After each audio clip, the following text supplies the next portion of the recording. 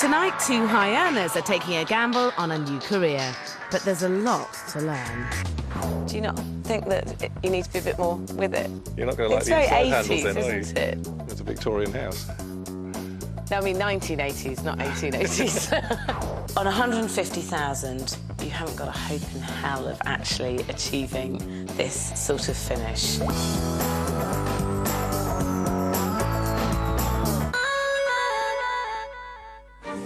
In today's more stagnant market, giving up a lucrative career to launch into property development is a seriously risky business. But that's exactly what tonight's two developers are going to do. Former IT sales manager David Hollingworth thinks developing full-time is the way to get a better quality of life. He's pinning his hopes on this four-bed Victorian terraced house in Crouch End, North London. Ex-dentist Rebecca Lang also wants a more flexible lifestyle. She's bought a 1970s detached family home in Poole in Dorset. Surprisingly, this is one of the country's most expensive places to live, and she wants to cash in. I think that the property that I'm developing will achieve the money that I want, simply because there's no nicer place to be in Britain. You know, it's a lifestyle, I think, that you're selling as well as just a property. With such an impressive range of well-designed luxury homes on the market, Rebecca's up against stiff competition. But what she's bought is this. You've got a house which some people would consider to be quite unattractive, probably. I mean, I think with a mix of old brick, new brick, a bit of stone cladding, a bit of rendering, you've got pretty much every type of building material you could have. But it's got loads of potential, hasn't it? It has. I knew that I didn't want an old period property. I was looking for something around 1970s era. I just felt that that was the ideal property to turn into a very contemporary looking home. It's a good strategy. Going for a less attractive building and bringing it up to the standard of its neighbours can really add value. But this house is not only dated, it's big, and Rebecca's got adventurous ideas. The massive amount of work she's planning is not going to be cheap. Rebecca bought the house for £405,000 and has a budget of £150,000. She hopes to sell for £650,000, which would give her an impressive £95,000 profit. These are huge figures, but I don't think even her £150,000 budget is big enough for her massive plans. At the moment, the house has an uninspiring 4 bedrooms, 2 reception room layout spread over 2 floors. Rebecca wants to create an impressive designer home, and it will be almost unrecognisable. She's giving the front of the house the facelift it desperately needs, adding a 2-storey extension. The new extension will mean a lot of extra space, giving her 4 big bedrooms and 2 bathrooms on the first floor. But she's not stopping there. Rebecca's also adding a whole new storey where she'll have a large master bedroom and bathroom suite. Rebecca's right to want to create an impact, but this is not the way to do it. Surely the master suite should be on the same floor as all the other bedrooms. My feeling is the master suite's got to be the largest space out of all the bedrooms, and upstairs you're going to have that big space. You're going to have sloping roofs. Yes. So actually, in terms of usable space, you probably could end up with a bigger master bedroom down here than up there, although it will feel bigger because you'll see more floor. I think you want a master suite down on this floor because you want the parents of the family to be able to be on the same floor as their children. The key to good developing is knowing what will appeal to your market, and downstairs she has some good ideas.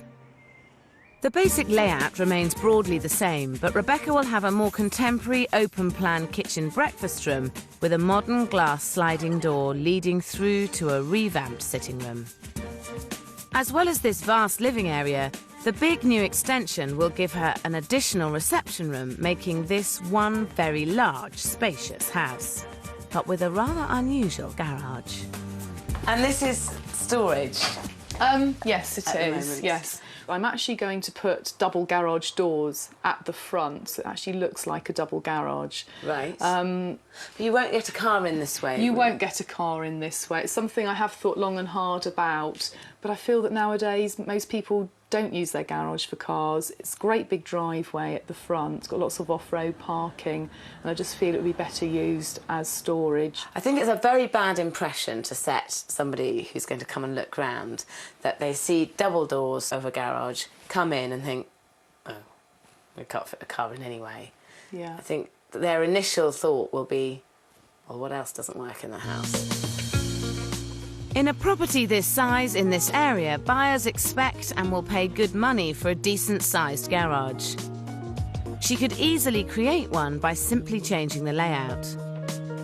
But I wonder exactly who this house is for. I'm thinking, well, if it was my house, how would I want to use the space? And I would actually want this as 2 separate rooms. But perhaps it's me being blinkered because I have so many children. Other families might not have quite so many kids. Rebecca's risks are high. The stakes would be huge for anyone, but she's a single mum with 4 children to support.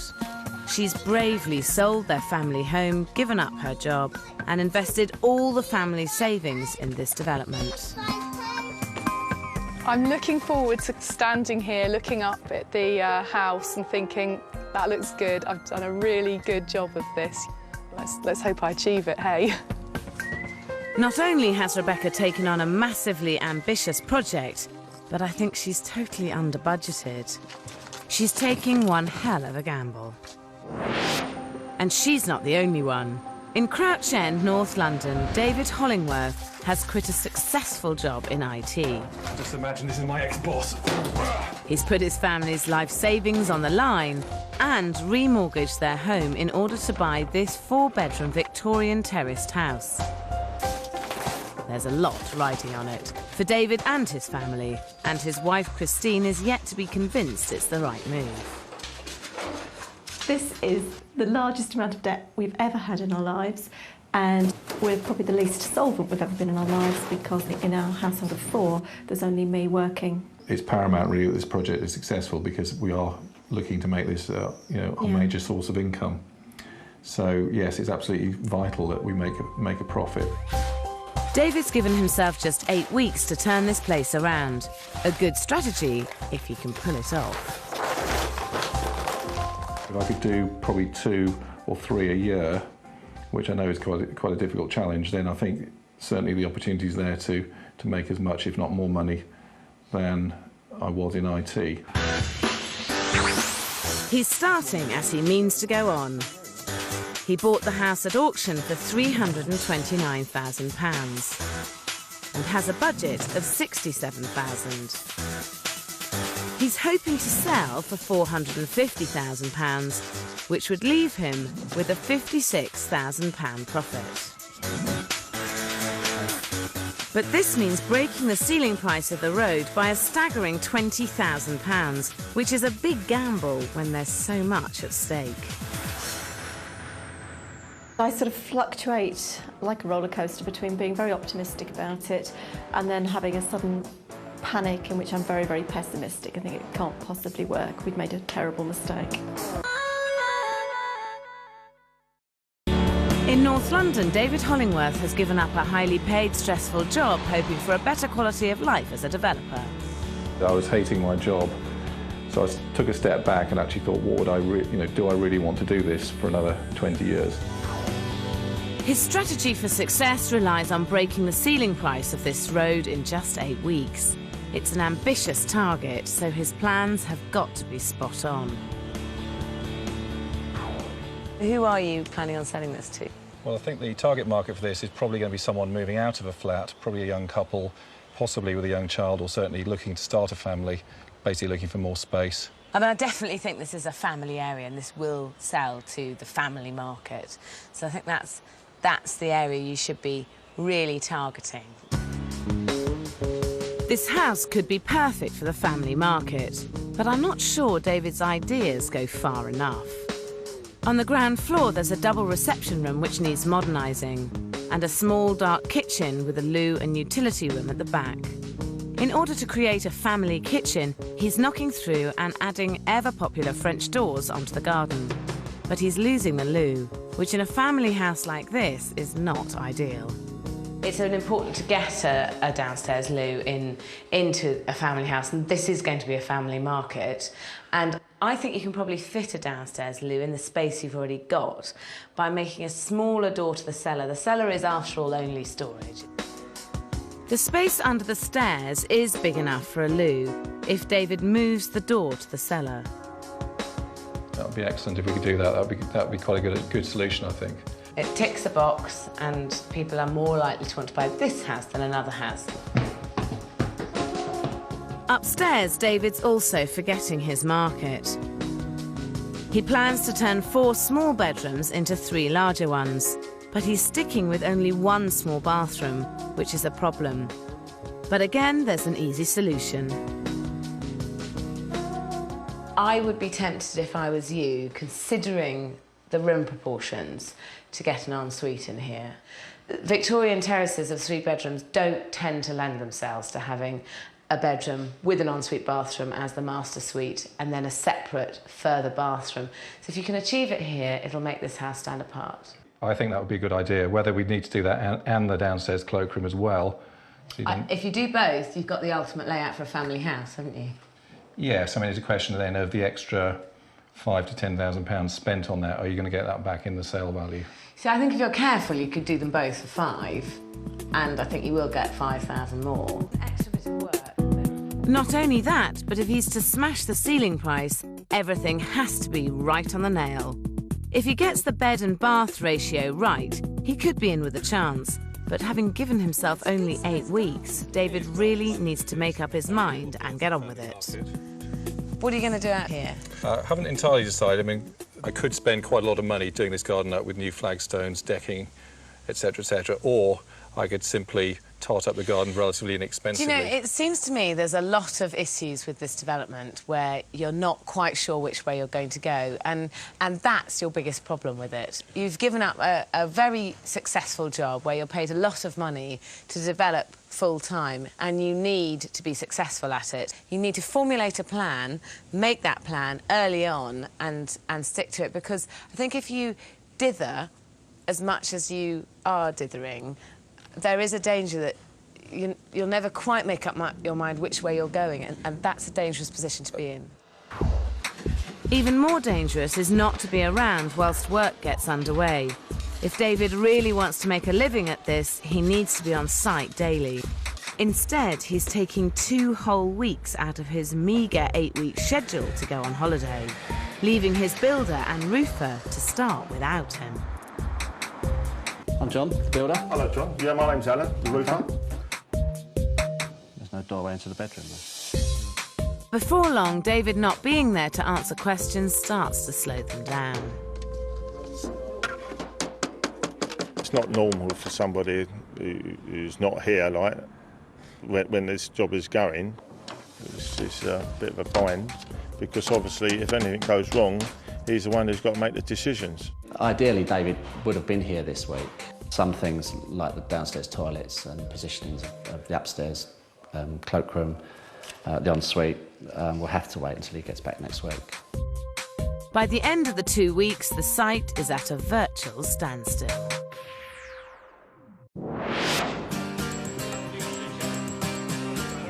In Poole, Rebecca Lang's project is racing ahead. Hi, this is Alan. Nick and Steve.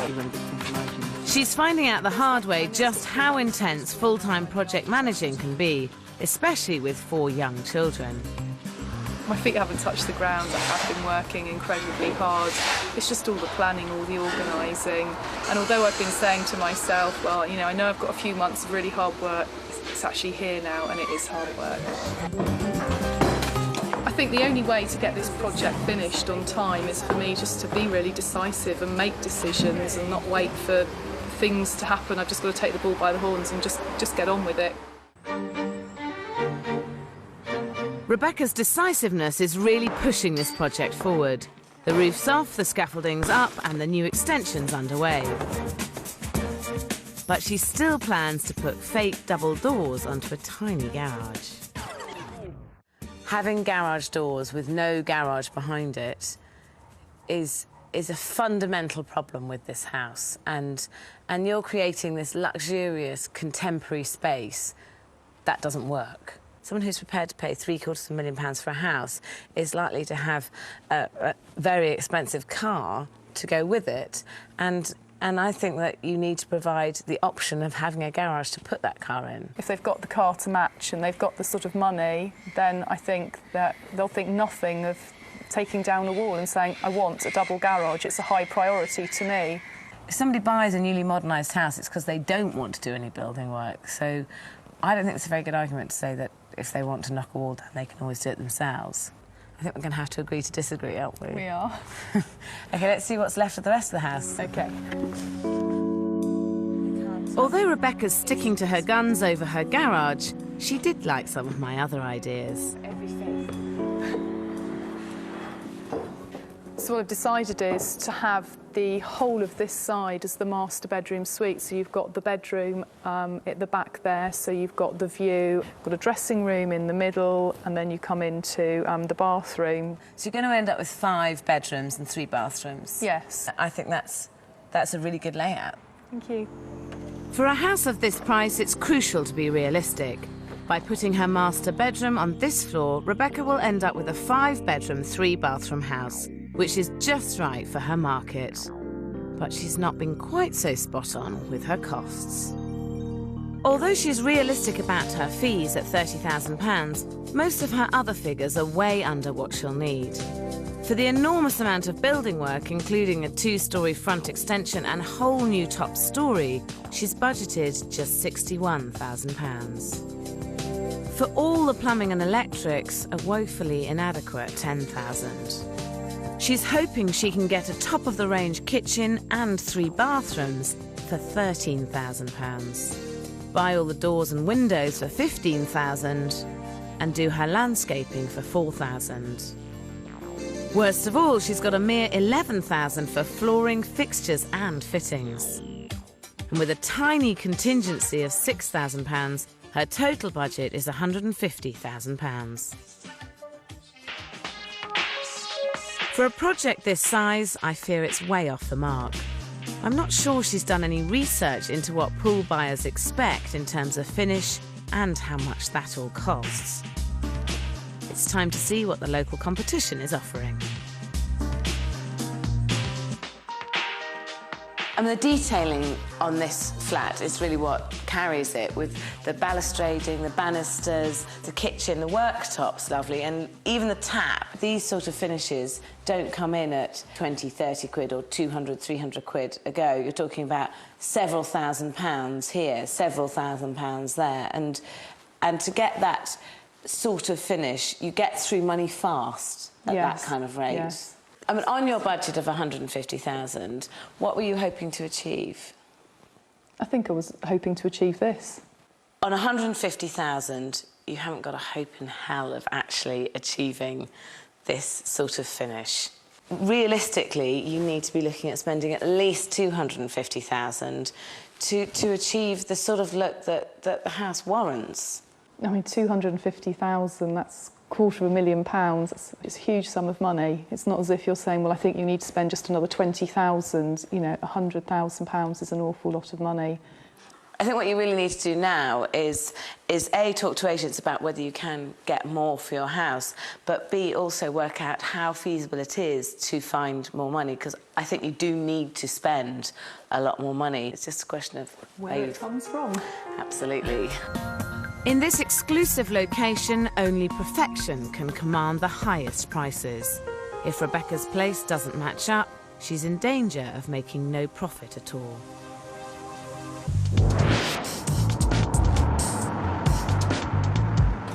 In Crouch End, David's back from holiday looking relaxed, only to discover that progress isn't as advanced as he'd hoped. Yes, I couldn't really go much further than this, David, because obviously we don't know where the wall's going to come, the stud wall's going to come for the ensuite.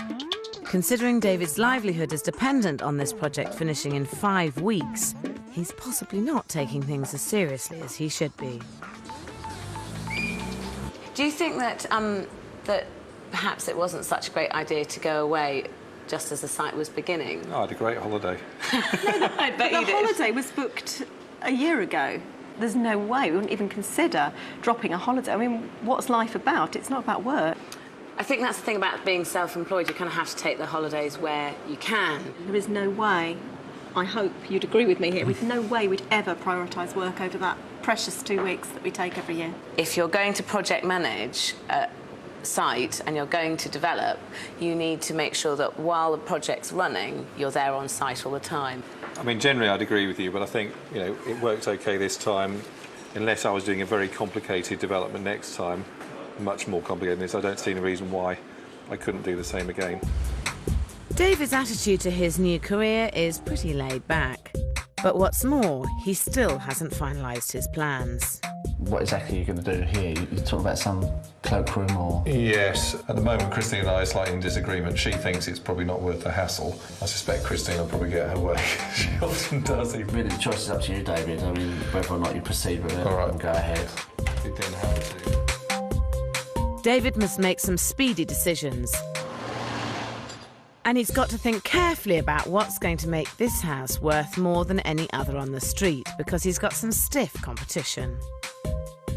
Are you confident that you're going to get 450,000 asking price for this? I'm reasonably confident. There aren't many houses of this size in the area, so there's a view that, you know, maybe a 3-bedroom house would get snapped up fairly quickly. I found quite a bit on the market that's just underneath 400,000. I brought some details along to show you. 384 is an immaculate Victorian 3-bedroom house. 369, these are all newly modernised. The only way you're going to achieve a lot more than all of these houses, which are all on the market at under 400,000, is if you tick every single possible box you could for a 3-bedroom house. And that involves having an ensuite, which you've ticked. That's great, you've done that. Having a big kitchen breakfast room, that's great, you've done that. Having a downstairs loo, I think it's a mistake not to have a downstairs loo, because that's one box not ticked. And to have a really fun, cool, contemporary interior that you're not going to get with another house. For the kind of young family market, yes, they expect a good finish, but at the same time, they're probably wanting to feel they're also getting value for money. They do want value for money, and I think that the problem is value for money is going to be one of these at under, you know, 375, 390. And to make them pay the extra 50, 60,000 for this house, you've got to offer a lot more. David eventually decides against putting in a loo. Size 12. As a new career, he's now throwing all his energy into learning the trade. His decision to work as a full-time labourer on site is a good start. My apprentice is doing very well. He's done excellent so far. He's going to have a little go at a bit of bricklaying soon. And thinks it's easy. David's learning and things are speeding up. But with only 4 weeks left, has it come too late for him to meet his deadline? In Poole, Rebecca's problems won't be so easily solved. She's desperately under-budgeted and has finally realised the only way forward is to spend more money. Had agents in, they've now valued the property £750,000, possibly even £775,000 when finished, provided I spec it right, I spend the money on the finishing touches. I'm actually going to borrow another £40,000 to spend on this project. Although there's a lot more money to borrow, I think it is the right decision. It's obvious, but scary. She's decided she will up the spend. £40,000 is a healthy sum, but it won't stretch far enough on a project of this scale.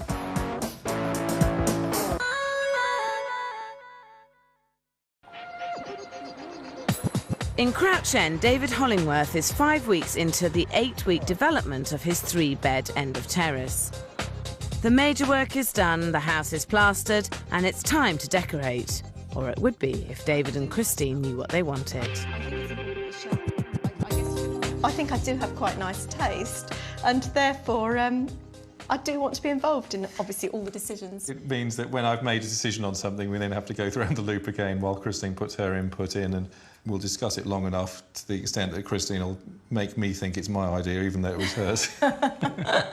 Yeah. So we'll end up with something that I'll be selling as my decision, but actually she's the one who's sown the seed in my mind. I like to leave decisions to the last minute and have as long as possible to think about things. If only they had that luxury. With 3 weeks to go, David has to press on. To achieve top whack, he needs to offer a fabulous contemporary finish. And when decisions are finally made, I hope they're the right ones. So have you got any idea what you're going to do upstairs? Well, we're wanting a colour that's obviously not too dark and is different from cream. So the two ideas we've got are pale lemon and a pale lilac. I can't think of a nice way to say this apart from the fact that I hate lilac. I mean, do you have confidence in your ideas? We're not designers. We're really not designers. We have very plain taste ourselves. I don't like anything fancy. Yeah, I would go for plain rather than patterned every time. I think it's absolutely crucial that you have more than a cream house. It needs to be something really special, because for the figure that you're trying to get for the house, it's designed rather than just modernised. Getting the look right for your market can be daunting for a first-time developer, but there is research you can do. So if you're in a trendy area, start by visiting local kitchen and bathroom showrooms to see what's hot and what's not. Check local estate agents' particulars to see what is selling and why. Make sure you read interior design magazines that are aimed at your market. So if you're selling in trendy urban North London, don't buy magazines aimed at country cottages. If all else fails, some big stores such as Habitat, Laura Ashley and John Lewis offer interior design services for around £200 a consultation. Getting the look right is the key to a successful development.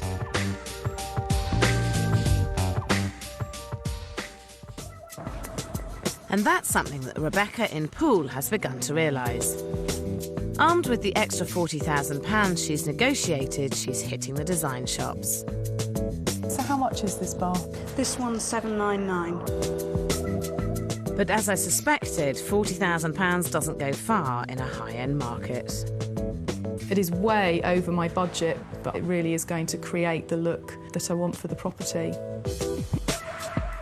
When you're talking a designer kitchen, 3 top-end bathrooms and a house full of high-spec furnishings, it's not long before £40,000 has disappeared. And Rebecca's not even close to finishing.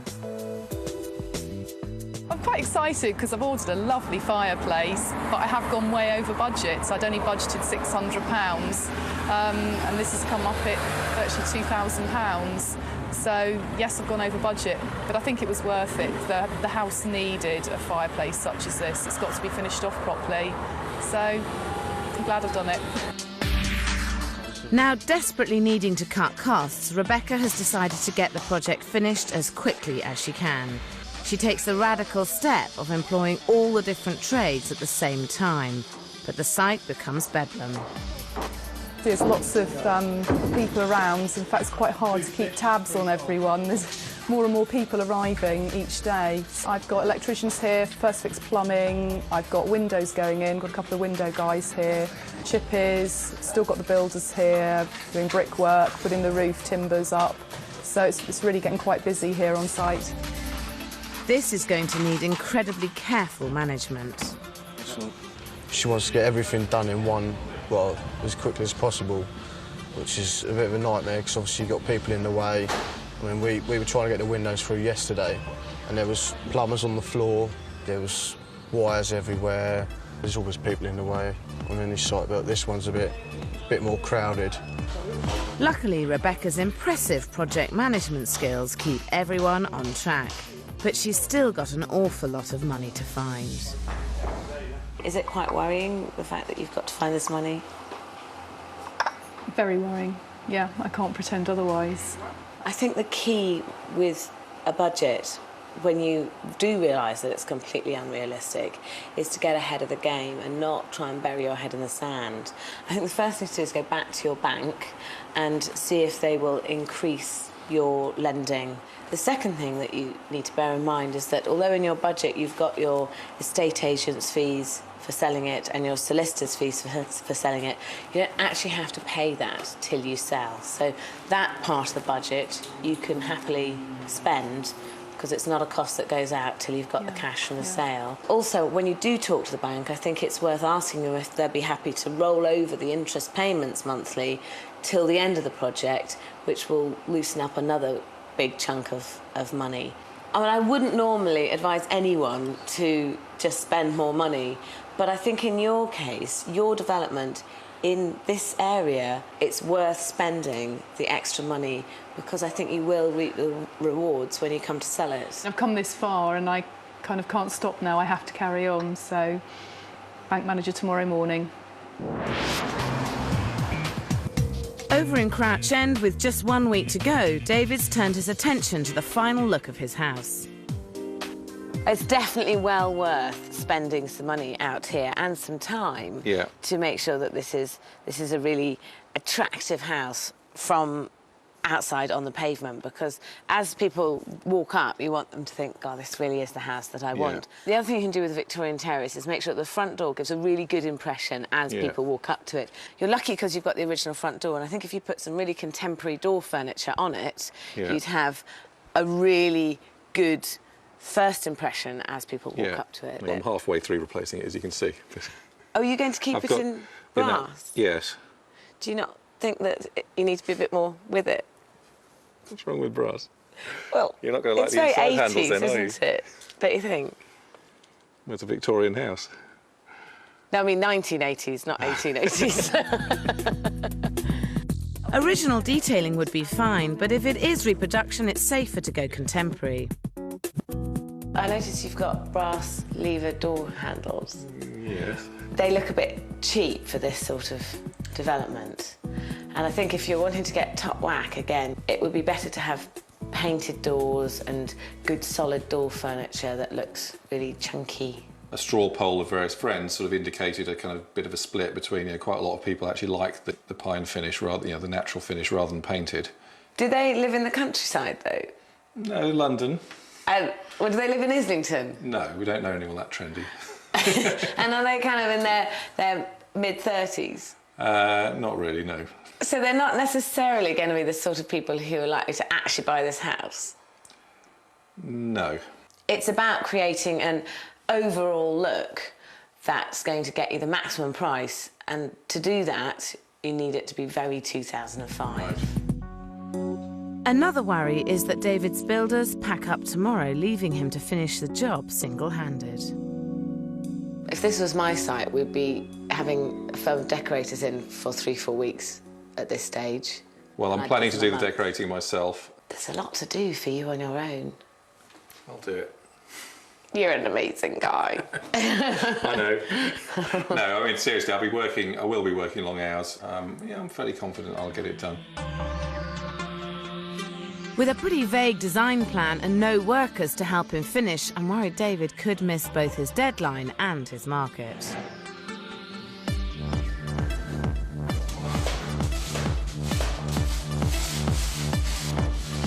He has no choice but to work 20-hour days himself. And finally, he has to rope in the rest of his family as extra labour.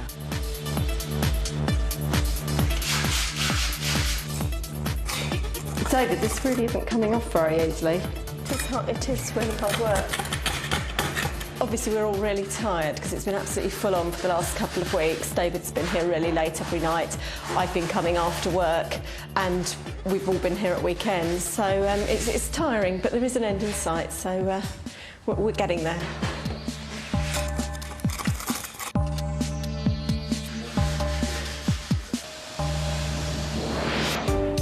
In Poole, Rebecca Lang is still a long way off. But thanks to a bigger overdraft on her credit cards, she now has the extra £60,000 she needs. But the stress is taking its toll.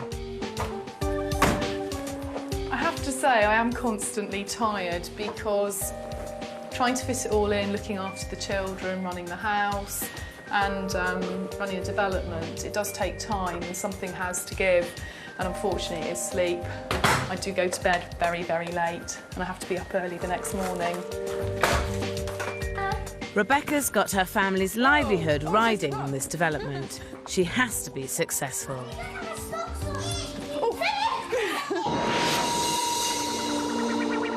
In Crouch End, David and Christine have finished their development, impressively only 2 weeks behind schedule.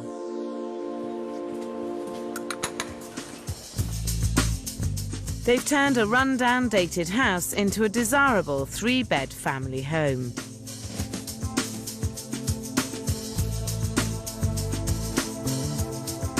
Whilst they've played safe in some rooms, they have also used their lemon and lilac schemes, which may put some off. But despite the colour, it's still a success. And whilst they were quite right to put in an ensuite, the decor may not appeal to their market. I think you had a bold moment with your border tiles. Sorry, what do you mean by bold? They're very bold. They look classic and Roman to me. Yeah, they do not. For a Victorian house. One thing they don't look is classic or Roman. Downstairs, the bigger, lighter kitchen with its doors to the garden is a great selling point. And it has a remarkably cool, contemporary feel. It's a great kitchen breakfast room. I mean, this is a lovely, light, big room with doors out into the garden. That's what everyone wants, so you've given it to them. In terms of layout, this house has got everything you could possibly want, perhaps with the exception of a downstairs loo, ideally, in an ideal world. And it just is the last box that could be ticked. Well, I think in a perfect world there would have been a bit more space and perhaps a bit more time, in which case I probably would have done it. Do you regret not doing it? Taking on board everything you've said, we still think for this house, this was the right decision, not to put one in. The whole house is a dramatic improvement, but they may have limited their market slightly. Well, this is a really lovely room. And I think the only thing I would say about this is that I think you've gone down the contemporary route, which is perfect for the market that you're appealing to. You kind of half went there in terms of the design and then slightly chickened out. The shame is that you didn't have the courage to change the door handles and light switch.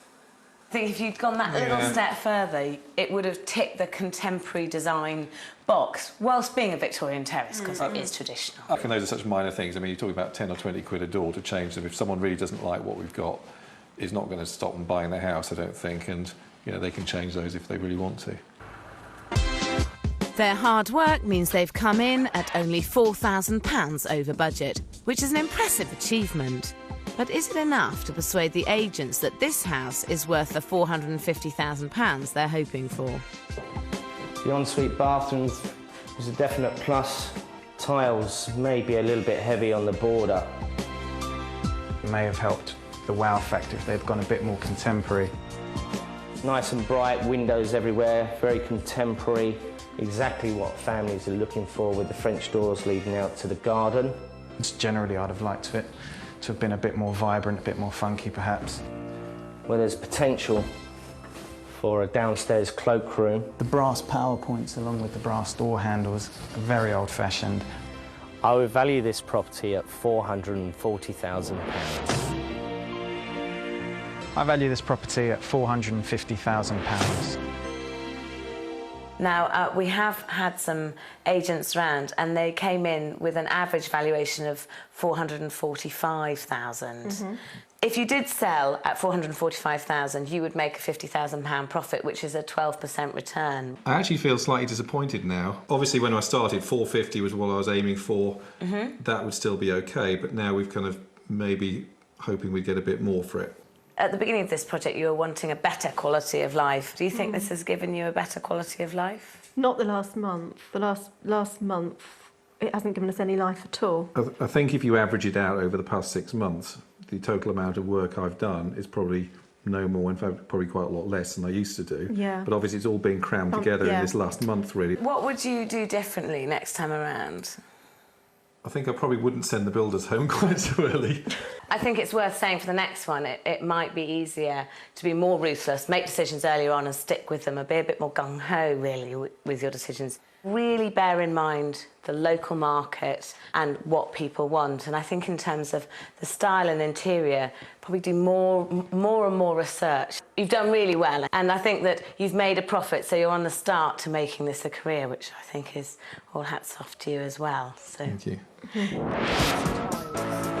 In Poole, Rebecca Lang's project is in its final stages, but if she can't pull off the high-spec finish she needs, her profit is far from assured.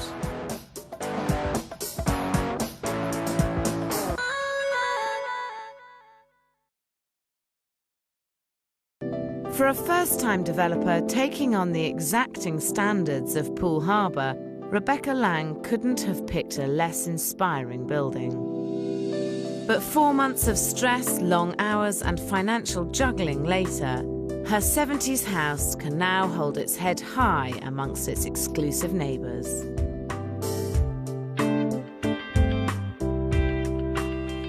I mean, it's absolutely fantastic.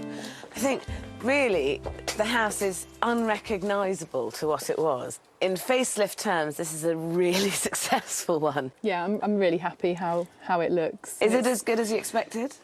I think it's pretty much what I expected, but it's always reassuring, especially when the big scaffold hood came down, and then you think, yeah, this is what I wanted. I noticed that you've got the double garage doors, but without a garage depth. Do you regret that at all? I don't lose sleep over it. I've gained other things. I've gained an office, I've gained some storage area. I just feel that any family that would want to buy this house, if that area wasn't there, they'd think, it's lovely, but where are we going to hang our coats? And they might have smart cars. And they might have smart cars, exactly. 2 of them.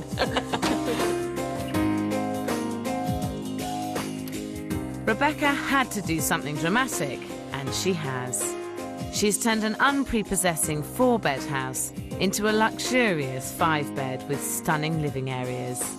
The sitting room is now thoroughly modern, and the new extension means she has an extra reception room which will really add value.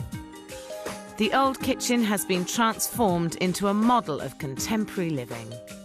Rebecca agonised over spending more than her budget, but I think it's a gamble that will pay off. This is clearly where a lot of the money's been spent downstairs, because the finishes are top end and it looks absolutely spectacular with this gorgeous worktop and the staircase and the glass door. I have to say I have splashed out on the kitchen. It has swallowed up a bigger part of the budget than I had anticipated.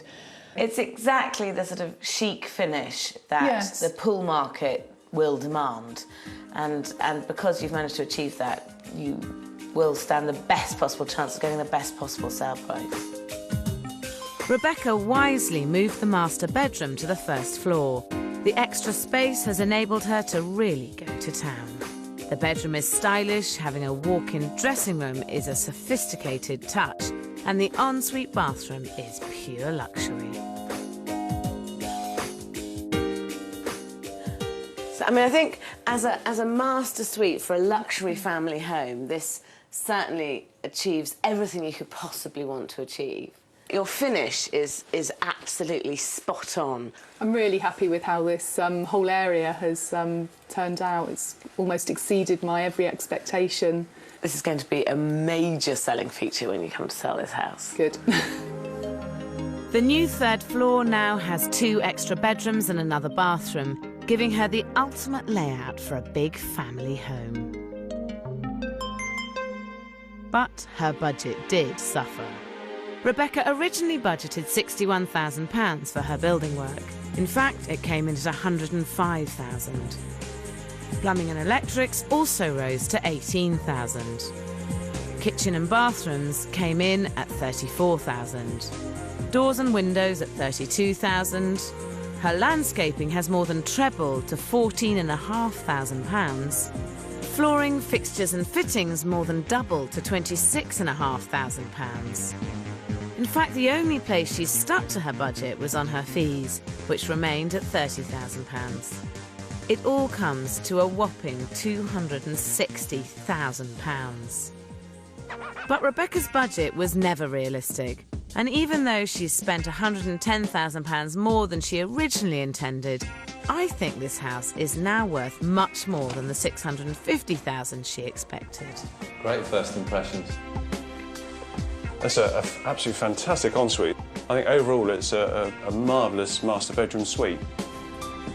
Oh, that's a shame. Couldn't get a car in here, and that could put buyers off. It's a lovely feature. Nice sliding door dividing the rooms. Nice kitchen, good work surfaces, good breakfast area for the family. I value this property at £775,000. I'd market this property at £725,000. I value this property at £795,000. Now, down to money, though, because obviously this is what it's all about. Yeah. As a gut feeling, what do you reckon that it's worth? So if it was under 700, I'd be very disappointed. And if it was under 665,000, I'd be in trouble. We've had 3 agents round, and they valued it at an average of £765,000. Oh, thank God for that. So, I mean, that would give you £100,000 profit from this development. Does that make it worthwhile? I think it makes it very worthwhile. But as always, it all depends on the buyers. This is lovely. Beautiful high ceilings. That's a lovely feature, the glass door, isn't it? Yeah. That's really spacious. Yeah. Very modern. I thought it was supposed to be a garage. You couldn't get anything in. We're lucky to get a bike in it. Oh, I love this fire. Yeah, slab lovely. fireplace, very nice. Not sure about the blue though. But... Oh, unusual bathroom. This is really nice. I like it. What, a 2-man shower? Yeah, I like that a lot. I love the outlook.